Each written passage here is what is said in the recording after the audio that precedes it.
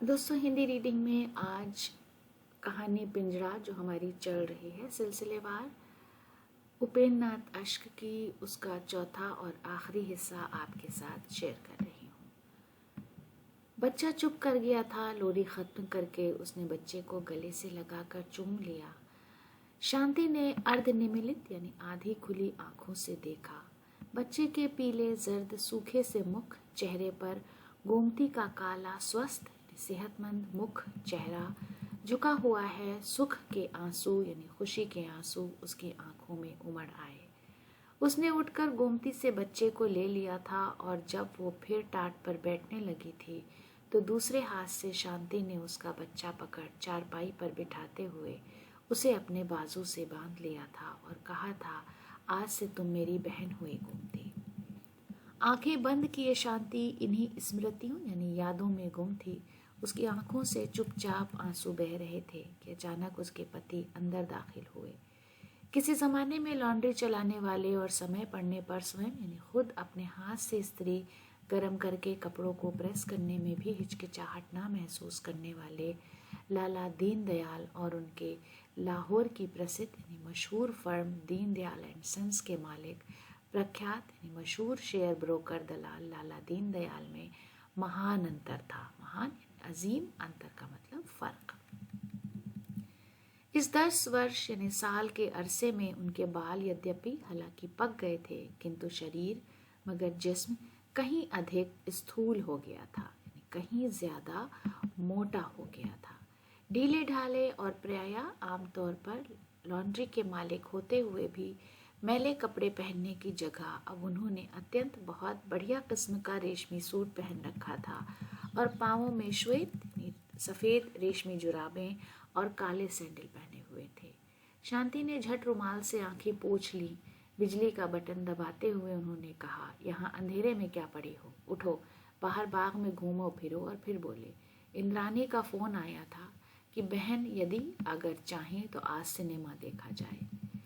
बहन, दिल ही दिल में विषाद मायूसी से शांति मुस्कुराई और उसके सामने एक और तरफ काली कलूटी सी लड़की का चित्र तस्वीर खिंच गया, जिसे कभी उसने बहन कहा था, किंतु प्रकट जाहिर उसने सिर्फ इतना कहा, मेरी तबीयत ठीक नहीं। मुंह फुलाए हुए लाला दीनदयाल बाहर चले गए। तब आंखों को फिर एक बार पोंछ कर और तनिक स्वस्थ होकर, जरा सेहतमंद होकर शांति मेज के पास आई और कुर्सी पर बैठ पैड अपनी ओर को खिसका कलम उठाकर उसने लिखा, बहन गोमती, तुम्हारी बहन अब बड़ी बन गई है, बड़े आदमी की बीवी है। बड़ी आदमियों की बीवियां अब उसकी बहनें हैं। पिंजरे में बंद पक्षी चिड़िया को कब इजाजत होती है कि वो स्वच्छंद स्वतंत्र विहार करने वाले अपने हमजोलियों से मिले। स्वच्छंद आजाद घूमने, विहार का मतलब घूमने वाले। मैंने तुम्हें कल फिर आने के लिए कहा था, पर अब तुम कल ना आना। अपनी इस बंदनी यानी कैदी बहन को भूलने की कोशिश करना। शांति। इस बार उसने एक पंक्ति भी नहीं काटी, यानी एक सतर भी नहीं काटी, ना कागज ही फाड़ा। हाँ, एक बार लिखते लिखते फिर आंखें भर आने से जो एक दो आंसुओं की बूंदें पत्र यानी खत पर अनायास अचानक ही गिर पड़ी थीं, उन्हें उसने ब्लॉटिंग पेपर से सुखा दिया था। फिर खत को लिफाफे में बंद करके उसने नौकर को आवाज दी और उसके हाथ में लिफाफा देकर कहा, महीलाल स्ट्रीट में पूर्वियों के मंदिर के पुजारी की लड़की गोमती को दे आए। और फिर समझाते हुए कहा, गोमती कुछ ही दिन हुए अपनी ससुराल से आई है। पत्र लेकर नौकर चला ही था कि शांति ने उसे फिर आवाज दी और पत्र उसके हाथ से लेकर फाड़ डाला। फिर धीरे से उसने कहा, तुम गोमती से कहना कि बीबी अचानक आज मैके जा रही हैं और 2 महीने तक वापस ना लौटेंगी। ये कहकर वो फिर खिड़की में जा खड़ी हुई और अस्त हो जाने वाले सूरज यानी गुरूब हो जाने वाले सूरज के स्थान जगह पर ऊपर की ओर बढ़ते हुए अंधेरे को देखने लगी। बात इतनी ही थी कि आज दोपहर को जब वे ब्रिज खेल रहे थे तब नौकर ने आकर खबर दी थी कि महीलाल स्ट्रीट के पुजारी की लड़की गोमती आई है। तब खेल को बीच में ही छोड़कर और भूल कर के उसके पार्टनर राय साहब लाला बिहारी लाल हैं, वो भाग गई थी और उसने गोमती को अपनी भुजाओं में बाजुओं में भींच जकड़ लिया था और फिर वो उसे अपने कमरे में ले गई थी।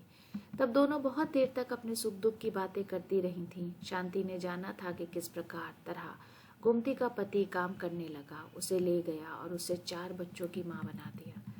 और गोमती ने उम्मी का और दूसरे बच्चों का हाल पूछा। लाला दीनदयाल इस बीच में कई बार बुलाने आए थे, पर वो ना गई थी। और जब दूसरे दिन आने का वादा लेकर उसने गोमती को विदा किया तो उसके पति ने कहा था, तुम्हें शर्म नहीं आती? इस उजड़ और गंवार औरत को लेकर तुम बैठी रही। तुम्हें मेरी इज्जत का जरा भी ख्याल नहीं। उसे बगल में लिए उन सब के सामने से गुजर गई। राय साहब और उनकी पत्नी बीवी हंसने लगे और आखिर प्रतीक्षा इंतजार कर कर के चले गए। इसके बाद उन्होंने और भी बहुत कुछ कहा था, लेकिन शांति ने तो फैसला कर लिया था कि वो पिंजरे को पिंजरा ही समझेगी और उड़ने का प्रयास ना करेगी, कोशिश। तो दोस्तों, आज का वीडियो यहीं पर ख़त्म करते हैं। अगले वीडियो में कोई नई कहानी आपके साथ शेयर करूँगी। वीडियो देखने के लिए बहुत बहुत शुक्रिया।